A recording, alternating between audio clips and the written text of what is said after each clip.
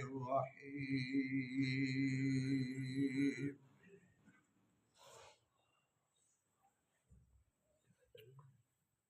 وهو الذي ذرأكم في الأرض وإليه تحشرون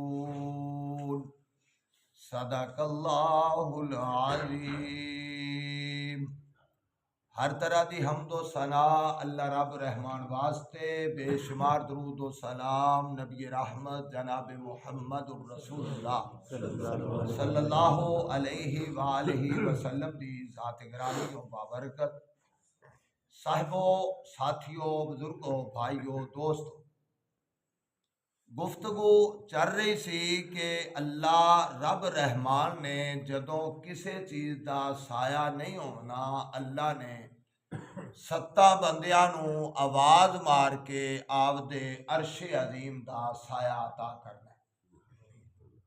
उनदे विचों पहला बंदा इमामुन आदिलुन, इंसाफ करने वाला हुक्मरान।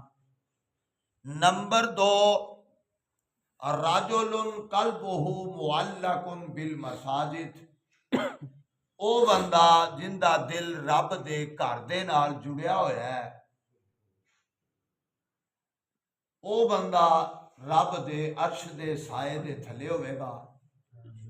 और इसे उन्वान ते गुफ्तगू चल रही सी कि मस्जिद दा मुकाम की है,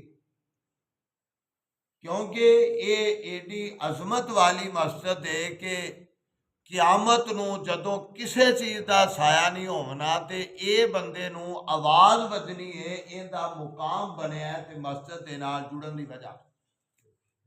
शेख सादी रहमहुल्लाह अलैह एक दिन गुजर रहे सन, गुलिस्तान बूस्तान बीए दियां किताबां दे विच शेख सादी रहमहुल्लाह अलैह दियां फारसी दियां किताबां बड़ियां मशहूर ने।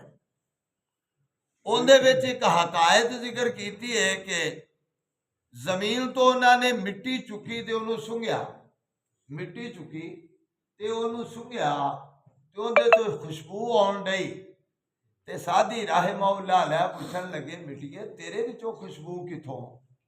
उन्हें आख्या, सादी तेनू पता नहीं मेरे उत्ते गुलाब दा फुल पिया रहा, मेरे उत्ते गुलाब दा फुल पिया रहा।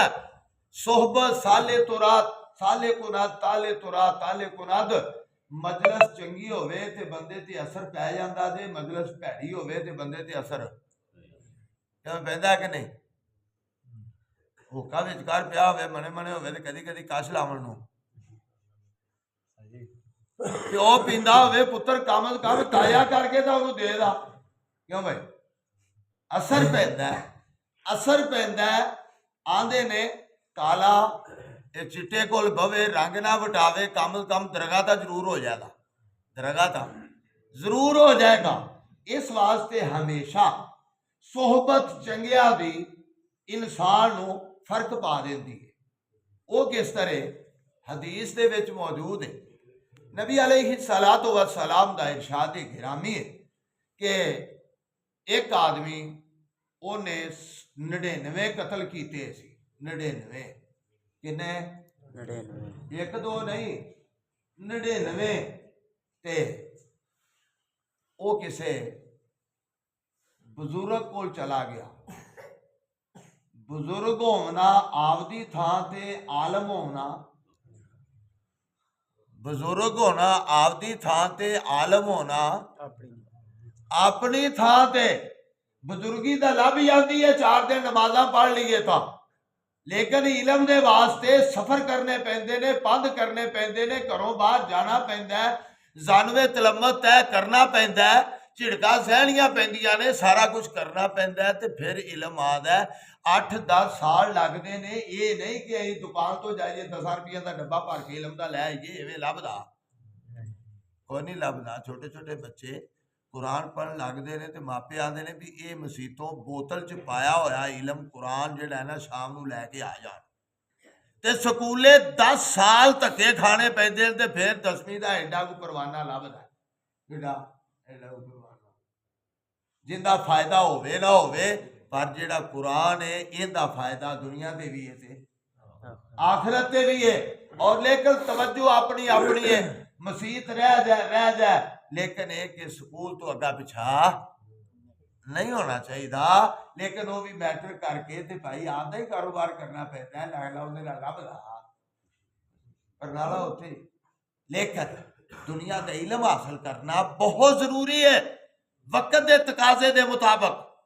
अगर नहीं हासिल करता तो दुनिया की दौड़ तो पीछे रह जाएगा। लेकिन ये तो बंदा सोचता है, लेकिन दीन वाल दीन सीखन तो बगैर भी गुजारा नहीं। दीन दे विचों पीछे रह गया तो आखिरत की दौड़ चो पीछे रह जाएगा।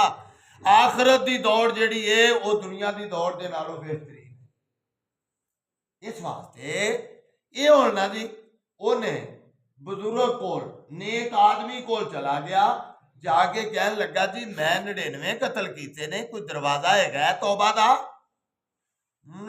तौबा ये किवें हो सकता है? 99 कतल, कोई दरवाजा नहीं। क्योंकि वो बुजुर्ग सी, आलम नहीं सी। हदीस के लफज वाजे ने, वाजे राहिब दे कोल। ते जदों उन्हें इन्नी गल सुना दी, उन्हें आख्या चल जिथे 99 गया उथे समा भी गया, मारी तलवार सिर लाए था। उन्हें आख्या 100 डाल मेरे जेठ ला। फिर दिल दे विच तड़प, यार काम तो बड़ा बड़ा कर बैठा। फिर गया एक आलम दे कोल, जाके जिस वक्त गल सुनाई ना तो कहन लगे गल ही कोई नहीं, रब रहमान दी रहमत बड़ी बेपाया, उहदे दरवाजे ते कोई आवे ते सही ते तू तौबा कर ले, इस्लाम पहले सारे गुनाह माफ कर देता। लेकिन गल है तौबा कर ली ते ओ बस्ती नेकां दी ते उथे चला जा, ओ बस्ती नेकां दी है उथे चला जा। हुण आपदियां विच नहीं हो रहना, क्योंकि सोहबत नहीं चंगी, सोहबत नहीं। ते जे हथियार वाला मैं फैर मारे आई हो गया, फैर मारे आई हो गया। एक बहुत होया बाबा, उन्हें आखो बिश्ती जदों सन लावन लगा ना, बिश्ती सन लावन लगा तो पापन अगे नमाज भी पढ़े। बिश्ती सन लावन लगा, चोरी करन लगे, वो पापन अगे नमाज भी पढ़े है। तो है उन्हें बड़ी मेहनत नाल पाल लाया तो नमाज भी पढ़े तो रह गया है चोरी तो। बड़ा है कारीगर बंदा सी बिश्ती, बिश्ती कारीगर बंदा। इस वास्ते गल्लां जिहियां होण उस तरह का ज़हन बन जाता है। और फिर इन्हें ना फौरन उस बस्ती वाल चला गया जेड़ी बस्ती दे विच नेक लोग रहिंदे सन, नेक लोग उथे चला गया। ते आइए बा उधर नूं जांदा ही पिया, उधर नूं जांदा ही पिया ते उधरों पंध ज्यादा सी, अजे ज्यादा सी। इधरों जिधरों आदा पिया सी, इधरों पंध थोड़ा सी। फरिश्ता आ गया, मौत का फरिश्ता आ गया, वो रूह कबल कर ली तो हुण जहन्नमी फरिश्ते भी आ गए ते जन्नत के फरिश्ते भी आ गए। उन्हां दा रोला पै गया कि असी इहनूं लिजाना है, जहन्नम दा लिबास पहनावना है। ते जन्नती कहन लगे असी, ते जन्नती कहन लगे जांदा तां नेकां वाल पिया सी ना, ते इस वास्ते असी इहनूं लिजाना है। दूजे कहन लगे कि नहीं ये जहन्नमी है, इहने चुंगे 100 कतल कीता, इस वास्ते इहनूं असी लिजाना है। अल्लाह रब रहमान ने एक फरिश्ता घल्लिया, फरिश्ता आके ना तो फैसला करन लगा कि इंज करो तुसी जमीन माप लो, जिधर नूं जांदा पिया वो माप लो, जिधरों आंदा पिया वो माप लो। ते जिधरों आंदा पिया सी वो जगह थोड़ी सी, ते जिधर नूं जांदा पिया सी वो ये पंध ज्यादा सी। अल्लाह रब रहमान ने जमीन नूं हुक्म दिता कि सुकड़ जा, मेरे बंदे ने तौबा कर ली है। इंसाफ का तकाजा है वे कि इनू जन्नत के अंदर ही घलना है। तो जमीन जदों मापी गई और जमीन सुकड़ गई, जिधर नूं जांदा पिया सी वो जमीन थोड़ी निकली, जिधरों आंदा पिया सी वो ज्यादा निकली। जन्नत के फरिश्तियां ने आपदा लिबास लियांदा ते जन्नत वाल लै गए। सोहबत साले तुरा साले कुनत, ताले तुरा ताले कुनत। मजलस चंगी होवे ते भाईओ चंगी चीज लभ जाती है, मजलस भैड़ी मिल जाए नुकसान होता है। बाकी इंशाअल्लाह तफसील फिर व आखिरु दावाना अनिल हम्दुलिल्लाह।